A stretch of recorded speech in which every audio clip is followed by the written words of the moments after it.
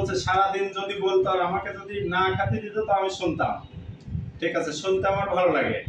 স্যাররা তো অনেক সুন্দর সুন্দর ইতিহাস বলছে, আমি বাস্তব দু একটা কথা বলবো, কারণ আমি অত সাহিত্যিক না।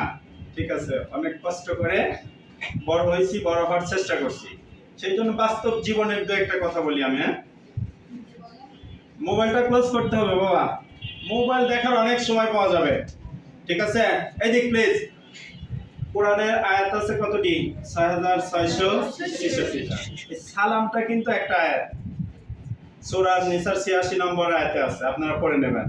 এখানে সুন্দর করে উত্তর দেওয়ার কথা বলা হয়েছে। এরপর যদি কেউ সালাম দেয় অথবা আমরা দেই, তাহলে সালামটা দেব সুন্দর করে, উত্তরটা দেব আরো সুন্দর করে।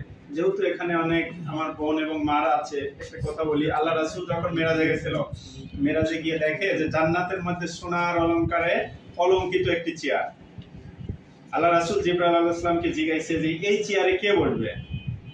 জিবরাইল আলাইহিস সালাম বলছিল দুনিয়ায় যে সবার আগে সালাম দেয়